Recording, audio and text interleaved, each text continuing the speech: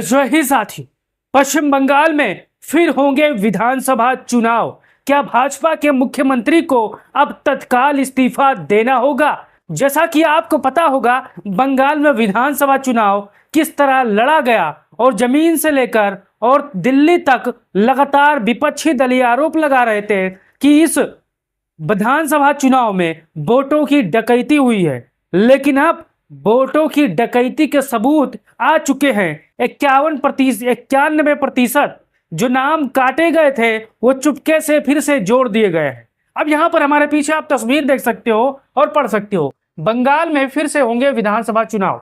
भाजपा के मुख्यमंत्री को तत्काल देना होगा इस्तीफा। बंगाल में ममता की बम्पर जीत। जैसा कि आपको पता है, बंगाल में ममता बनर्जी पहले दिन से जो परिणाम आया था उसके खिलाफ थी। सुप्रीम कोर्ट गई थी दरवाजा खटखटाने, लेकिन कुछ ज्यादा हल नहीं निकला। लेकिन जो आज खबरें सामने निकल के आई है, आप देखकर हैरान हो परेशान हो जाओगे। यहां पर ये देखिए, पहला पश्चिम बंगाल एसआईआर में बड़ा ट्विस्ट। ट्रिब्यूनल ने हटाए गए 91% वोटरों के नाम फिर से किया गया बहाल। आरटीआई में खुलासा, चुपके से 91% लोगों का नाम चुपके से फिर से बहाल कर दिया गया है, जो चुपके से हटाया गया था ताकि बंगाल का चुनाव किसी तरह फतेह कर ले। और क्या ये चोरी अब बड़े तरह से सुप्रीम कोर्ट मामला पहुंचने जा रही है? और सुप्रीम कोर्ट पहुंचेगी तो क्या होगा, आज मैं आपको इस वीडियो में बताने वाला हूं। अब देखिए, यहां पर पश्चिम बंगाल में एसआईआर में बड़ा खेला। 91% नाम बहाल होने से मचा सियासी भूचाल। देखिए, पश्चिम बंगाल की मतदाता सूची को लेकर चल रहा एसआईआर विवाद अब बेहद अहम मोड़ पर पहुंच गया है। सबसे चौंकाने वाला आंकड़ा सामने आया है कि जिन मामलों का अब तक अपील ट्रिब्यूनलों ने फैसला किया है, उनमें से करीब 91% मामलों में मतदाताओं के नाम बहाल करने का यहां पर आदेश दे दिया गया है। अब भैया, आदेश क्यों दिया गया, किसके इशारे पर चुपके से दिया गया, आप सभी को पता है। लेकिन यह कहने में सबसे बड़ा ट्विस्ट है कि 91% का मतलब ये नहीं कि हटाए गए 91% वोटरों का नाम यहाँ पर वापिस आ गए हैं। तो हमारे जितने भी बुद्धिजीवी हैं, जितने भी चुनावी जानकार हैं, अब आप अपना राय इसको लेकर जरूर दीजिएगा। अब यहाँ पर देखिए, यहाँ पर 91% नाम बहाल, लेकिन असली आंकड़ा सुनकर आप चौंक जाएंगे। अगर आप भी राजनीति में ये बड़ा डकैती आप देखे होंगे अपने जन्म में पहली बार, तो यहाँ पर आपको देखने को मिल सकता है। एसआईआर से जुड़े ट्रिब्यूनलों में करीब 38 करोड़ 10 लाख अपीलों पहुंची। अब लगभग यहाँ पर 82,782 मामलों को निपटारा हुआ। इनमें से 75,483 मामलों में बहाल करने का आदेश हुआ है। अब 7339 मामलों में नाम बाहर रखने का फैसला है। यानी जिन मामलों को फैसला हुआ है उनमें यहाँ पर 91.13% में नाम वापस जोड़ने का फैसला दिया गया है। यानी लगभग 37 लाख से ज्यादा अपीलें अभी भी यहाँ पर लंबित है साथियों।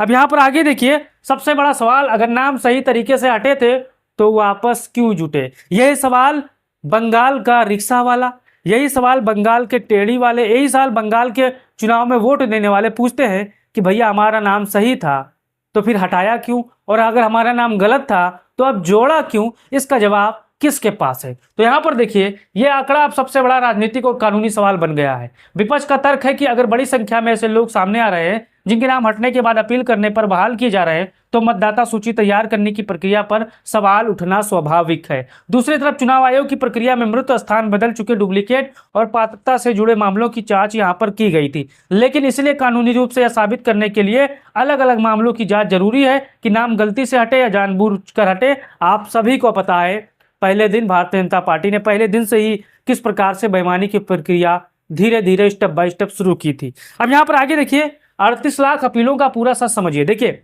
ये सोशल मीडिया में सबसे ज्यादा आपको भ्रम पैदा कर देगा। बहुत लोग कंफ्यूजन की स्थिति में आप पैदा कर देंगे। लेकिन यहाँ पर देखिए, करीब 38 लाख अपीलों का मतलब ये नहीं कि 38 लाख लोगों ने नाम गलत तरीके से यहाँ पर काटे गए। ये कहना किसका है? कहना है चुनाव आयोग का। अब देखिए, रिपोर्टों के मुताबिक बड़ी संख्या में अपील मतदाता सूची में किसी व्यक्ति का नाम शामिल किए जाने के खिलाफ भी हैं। करीब 7 लाख से आसपास अपीलें उन लोगों से जुड़ी बनाई गई हैं जिनके नाम हटाए गए हैं और उन्हें वापस जुड़वाना चाहते हैं। यानी पूरा विवाद सिर्फ नाम कटने का नहीं है, बल्कि किसका नाम होना चाहिए और किसका नहीं होना चाहिए, इस पर भी यहाँ पर बहस छिड़ चुकी है। अब यहाँ पर आगे देखिए, अब सुप्रीम कोर्ट की एंट्री ने मामला और गरमा दिया है। देखिए, सुप्रीम कोर्ट ने साफ कह दिया है, क्या कहा यहाँ पर देखिए, सुप्रीम कोर्ट ने चुनाव आयोग से एसआईआर से जुड़े लंबित अपीलों और उनके निपटारों का विस्तृत ब्यौरा मांगा है। यानी अदालत सिर्फ राजनीतिक बयानबाजी पर नहीं, बल्कि आंकड़ों और रिकॉर्डों पर नजर डाली। देखिए, सबसे बड़ा सवाल यही है कि कितने नाम हटे। सुप्रीम कोर्ट चुनाव आयोग से पूछा, भैया बताओ कि कितने नाम हटे। फिर कहा कितने लोगों ने अपील की, फिर पूछा कितने के नाम आपने वापस जोड़े, फिर कितने मामले अभी बाकी हैं, और आप सबसे महत्वपूर्ण, क्या मतदाता सूची किसी भी गलती का चुनाव परिणाम पर वास्तविक असर पड़ता है। अब मान के चलिए मामला सुप्रीम कोर्ट पहुंच चुका है। अब आप दिल पर हाथ रखिए और बताइए, क्या बंगाल के विधानसभा चुनाव में भारतीय जनता पार्टी में वोटों की डकैती की थी? आप इसे कैसे देखते हो, अपना राय दीजिएगा। अब यहां पर देखिए, बंगाल में फिर विधानसभा चुनाव होंगे, अभी ऐसा आदेश नहीं है। अब देखिए, लगातार ये माहौल बनाया जा रहा है कि अगर भारतीय जनता पार्टी ने वोटों की डकैती से सरकार बनाई है, ये खबर आने के बाद, तो क्या पश्चिम बंगाल का जो भाजपा का मुख्यमंत्री है शुभेंदु अधिकारी, क्या वो इस्तीफा देगा? ये सवाल लगातार हर वो कार्यकर्ता, हर वो नेता, हर वो जो जनता से जुड़े मुद्दों पर वोट करता है, वो सवाल पूछ रहा है। अब यहां पर देखिए, ये बात बिल्कुल साफ समझ लीजिए, अभी सुप्रीम कोर्ट ने पूरे पश्चिम बंगाल में दोबारा विधानसभा चुनाव कराने का आदेश नहीं दिया है। अब यहां पर देखिए, सिर्फ तथ्य की कुछ मतदाताओं के नाम बहाल हुए हैं, आपने पूरे राज्य में चुनाव को दोबारा कराने का आधार नहीं बनता है। अगर सुप्रीम कोर्ट चाहेगी, हर मामले का निष्पक्ष जांच होगा, संज्ञान होगा, और यहाँ पर अगर जैसा कि प्रक्रिया धीरे धीरे सामने आ रही है, अगर यहाँ पर सच साबित हुए तो पश्चिम बंगाल के मुख्यमंत्री की कुर्सी खतरे में आएगी। अब यहाँ पर देखिए, लेकिन मामला यहाँ खत्म नहीं है, होता ये भी असली पेच है। देखिए, अगर किसी विधानसभा सीट पर यह साबित हो जाए कि मतदाताओं के नाम पर गलत तरीके से हटे और उन लोगों को वोट देने का मौका नहीं मिला, और हटाए गए वोटों की संख्या इतनी महत्वपूर्ण थी कि उससे चुनाव परिणाम प्रभावित हो सकता है, तो मामला बहुत गंभीर हो सकता है। ऐसी स्थिति में संबंधित चुनाव परिणाम को कानूनी चुनौती देने का रास्ता यहां पर खुल सकता है। अब मान के चलिए किसी विधानसभा सीट में लगभग 200 वोट से विधायक बना, कोई भाजपा वाला विधायक बना और टीएमसी वाला 200 वोटों से हार गया, और उसी सीट पर 1000 वोट काट दिए गए, और फिर जो वोट काटे गए थे उसमें 900 वोट फिर वापस जुड़ गए, तो वहां पर कानून यही कहता है कि दोबारा उस सीट पर विधानसभा चुनाव होंगे। ये कानून कहता है। अब कानून कौन लोग मानते हैं आप सभी को पता है, कौन नहीं मानते हैं कहने की जरूरत नहीं है। अब यहां पर देखिए, क्या सुप्रीम कोर्ट बड़ा फैसला दे सकता है? देखिए, संभावना, हाँ संभावना, इनकार नहीं किया जा सकता, लेकिन अभी भविष्यवाणी करना एकदम सही नहीं होगा। अब यहां पर देखिए, अदालत परिस्थितियों और रिकॉर्ड के आधार पर अलग अलग निर्देश दे सकती है। मसलन लंबित अपीलों को तेजी से निपटाने का आदेश, मतदाता पत्रों पात्र मतदाताओं के नाम बहाल करने का निर्देश, और चुनाव आयोग से अतिरिक्त डेटा और रिपोर्ट मांगने की अपील, किसी भी खास विधानसभा सीट को परिणाम को कानूनी चुनौती देने दायरा में लाना।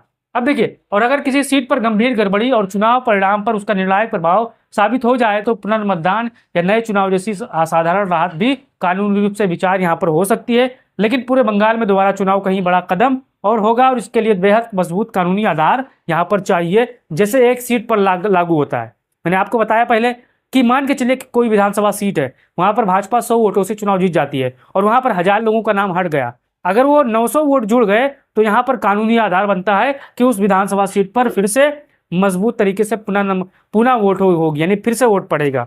अब तो अंतिम देखिए, अब बंगाल की राजनीति में नजर रहेगी इन 3 चीजों पर।